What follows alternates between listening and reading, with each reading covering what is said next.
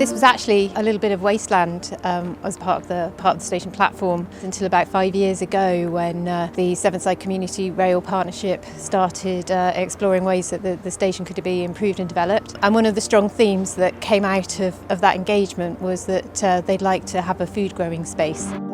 This space that we're in now was fenced off, and the secret garden was born.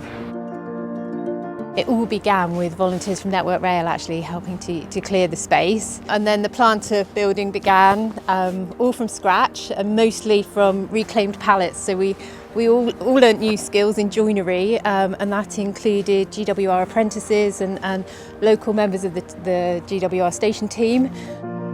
We've had Wellbeing Wednesday sessions where the space is simply open for people to come in and have a chat. You can see it's a real sun trap actually, and some people even just taking advantage of sitting down and reading a book. It's hugely important that we have volunteers supporting the project. So Free Shop in Petersfield started off about 2.5 years ago to look at the issue of food waste and what the supermarkets were doing it. I was already working for the Rail Partnership and knew that the space was available. So I came together with colleagues, talked about it and then got it all set up. Quickly it became known in Petersfield that it was there, that anyone could come along and help themselves to any of the food that we offered that would go into landfill.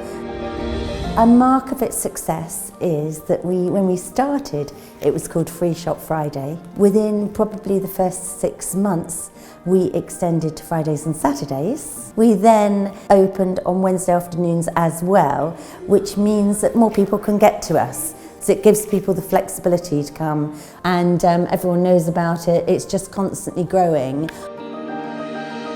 I'm super proud of the volunteers we have, delighted to say that the recruitment and retention is really easy because everyone has a sense of involvement with it.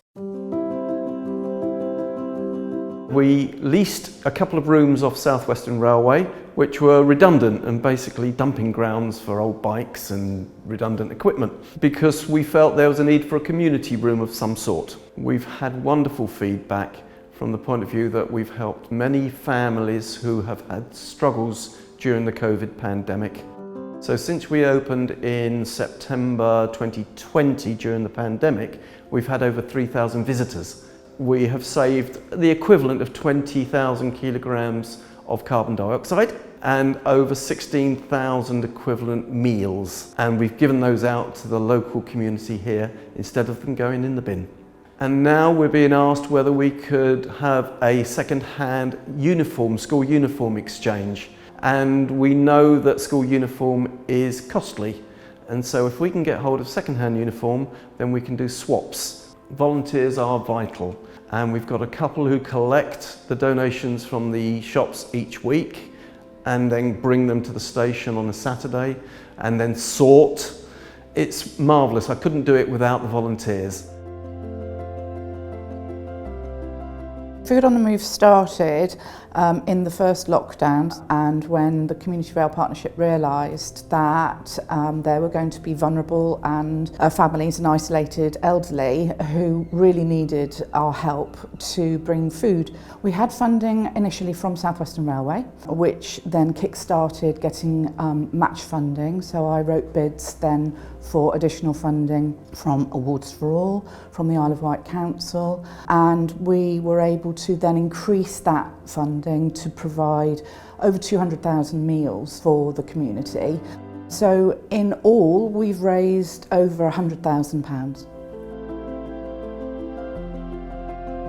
Our goals are to keep going. I'm still writing bids, I'm still going for funding to make sure that the food gets out there to the families. It's about our community and the vulnerable community, and so whilst there is a need, we'll provide the service.